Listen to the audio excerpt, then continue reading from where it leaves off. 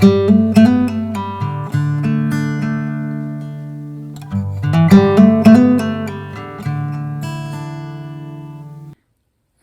YouTube world.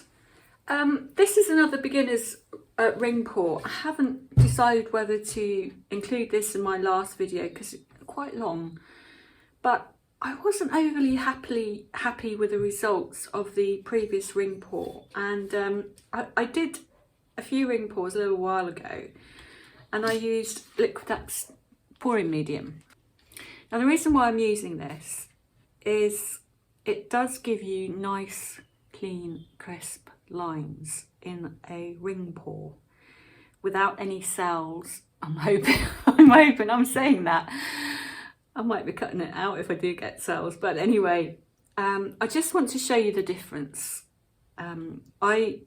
These beginners videos are mainly aimed at people in the UK who use PVA as a pouring medium. Because that is what's readily available and it's really cheap. Whereas things like this for 946ml, I've just paid £20. So that's why I don't use it as a matter of course. So let's get going. And also I am using all opaque paints apart from silver. Again, I want to show you the difference between using opaque paints, and I'm also going to be using white. So I'm using white, I can't believe I'm using pink. I hate pink. I'm using Permanent Red Violet by Amsterdam. It's an opaque paint, which means it doesn't let any light through. I'm using Prussian Blue, opaque, and I'm using, at my peril, Cerulean Blue, which sometimes goes a bit bonkers, we'll see. Mentioned silver and white. So let's get going, shall we? Let's start with the white first. So I'm only going to use actually a small quantity of paint because I only tend to do one. And I don't want to have lots of this pouring medium left. So I'm literally going to brew 20 grams of paint. Now I do measure everything. I'm a little bit sad like that.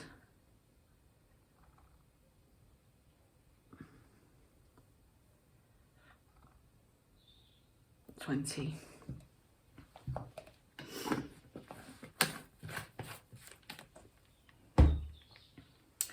And I'm going to put in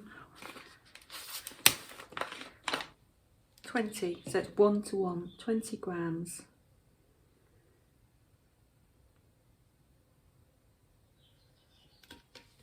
Pouring medium, give it a good stir.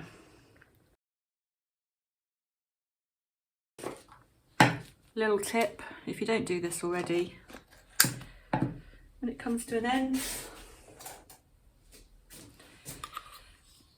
there's plenty of paint in there.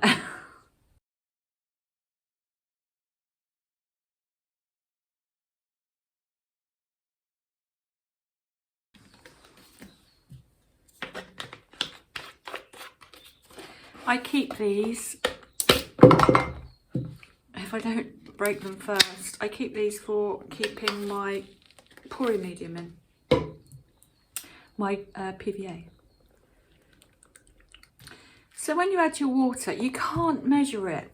I just try to then, and you just can't, because it's so, a couple of drops will completely alter your consistency. So I'd recommend you have like a water bottle with a spout, because literally a couple of dribbles like that and you keep going until you have a pourable consistency that just flows from the spoon. I can't liken it to anything, but this is going to be thick paint. I'll do a consistency on a drip consistency check, which will make it clearer. That's probably a little bit too thick. And this is the kind of thing that just This is why a ring pour is not the first beginner's technique that I would recommend that you do. It just isn't. So this is the Prussian blue, and look how thick it is, and that's mixed 1 to 1. So I'm just gonna not go mad with water.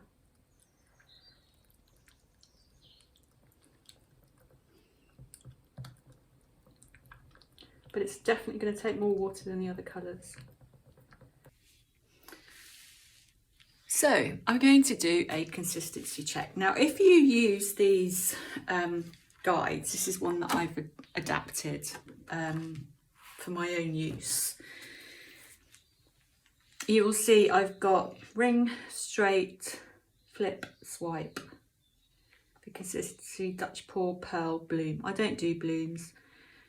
Very rarely do I do pearls. Dutch pour will be Dutch pour coming up, beginner's video. But at the moment, I am concentrating on a ring pour. So I want my consistency to become actually a little bit thicker than this. So I want it to come anywhere between a 2 and 3. Now, I've encapsulated these. You can just print them off. I will put a link to where you can get them from down in the description. But one thing I've noticed, if you encapsulate them, I'm cleaning this one off. Don't use that again. Not wait for it to dry. Put it away, because it does kind of doesn't give you an accurate reading. If you don't encapsulate, just get another bit of paper. I'm trying to be economical here.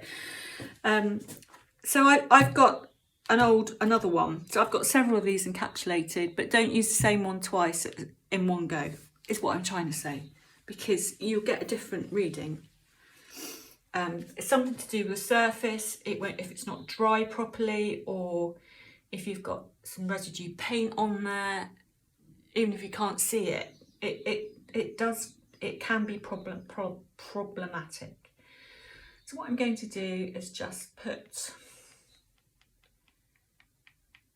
the same amount of paint in each one of these dots. Now, in the beginners' workshops, this is the one thing that people struggle to do, and that is to put just a little amount of paint on there. That simple. I have big blobs running off. You just need a little bit.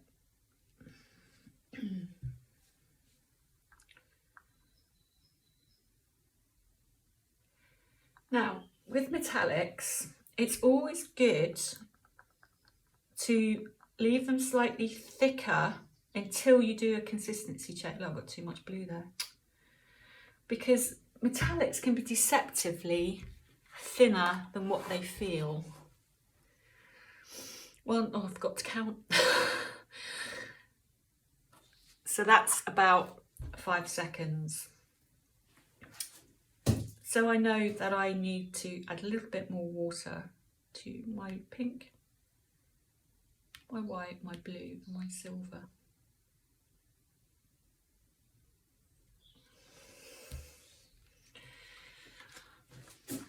One, 2, 3, 4, 5.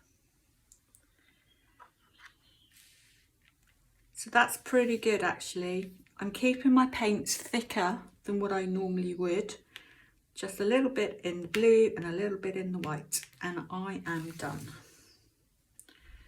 So just to reiterate, don't then use that for a second. You'll get different results. The slippery surface, it's not clean. So let them dry and give them a good clean with soapy water. Obviously don't put them in water, and then use them again. Don't use them again straight away.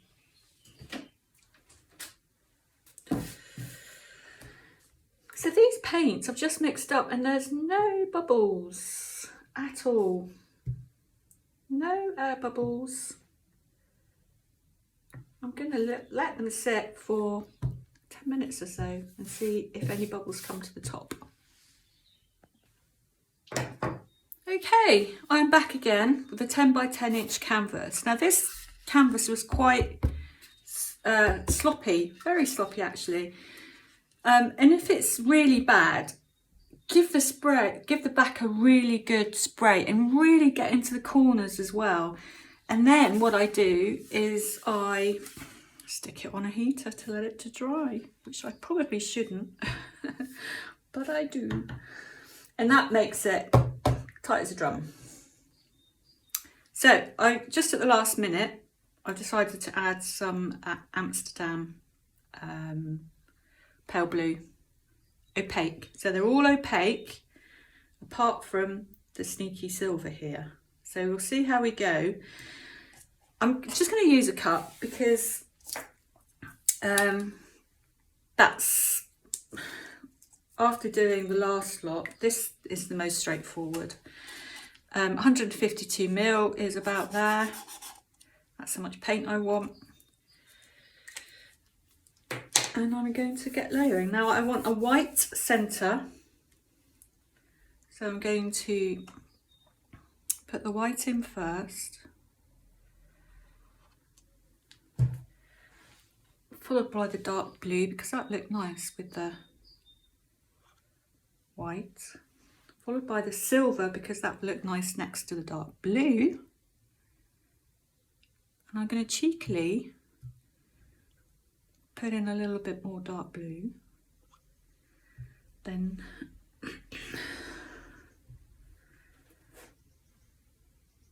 oh, why not? I'll put some pink in. In for a penny, in for a pound.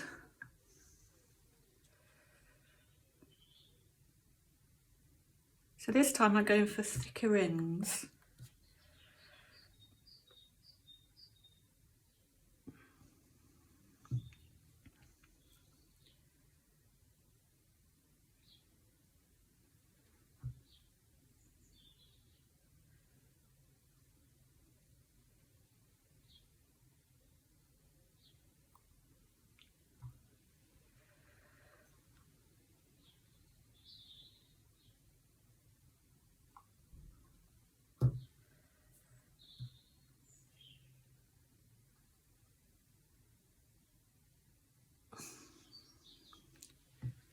Nearly there.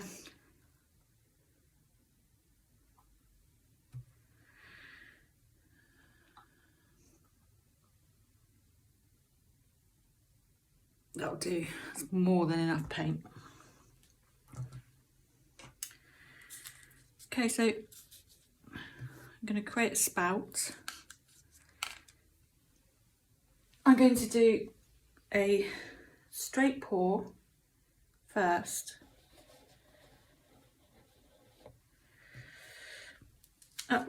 It's really important how you kind of hold yourself. I'm leaning with this hand on the table, ready to put, because I'm right-handed, to put my weight onto my right leg to keep my finger free so that I can catch the drip. Straight pour.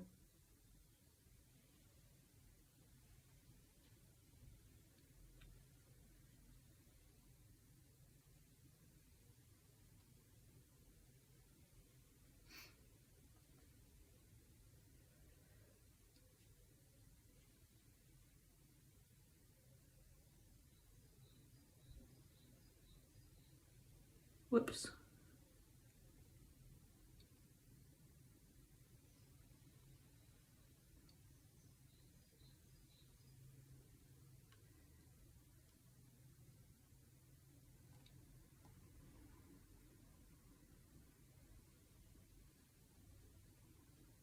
Ah! Oh, so I did exactly what I didn't want to do. Oh. So just to demonstrate wreck a ring pour, this is what you do. There you go.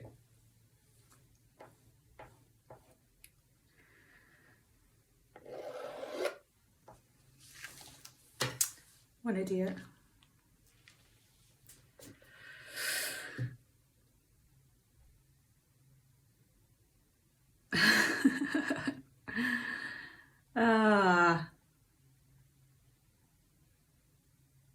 Flow extender.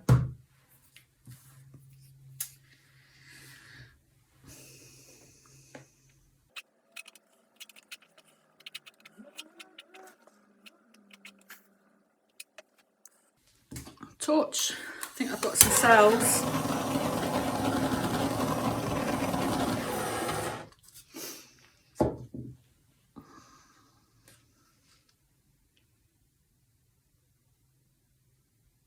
Commit to a corner,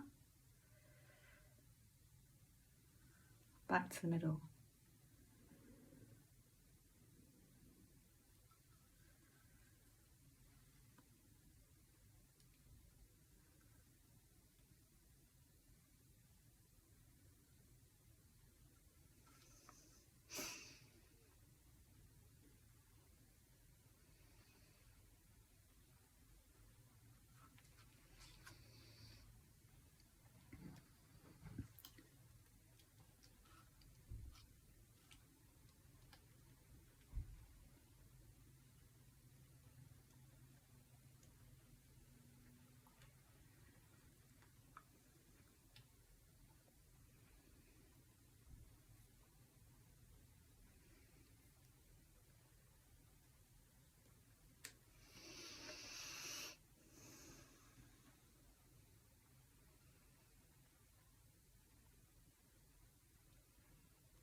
Thankfully, pink is not too dominant.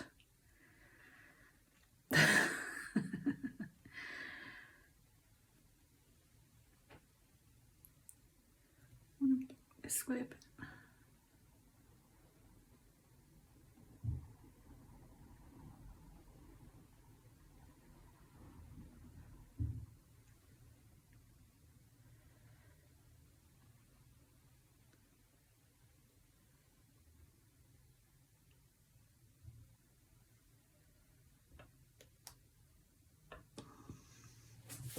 So in my opinion, I can see straight away that the Liqudex pouring medium, I have much more cleaner, defined lines.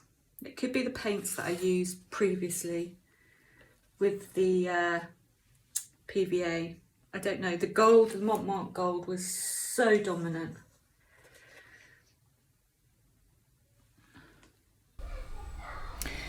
So if you've watched all these two videos all the way through, first of all, thank you.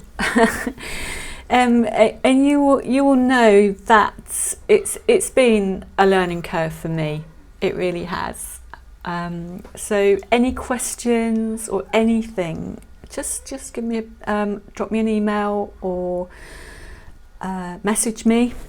More than happy to answer any queries, and thanks very much for watching. It's very much appreciated.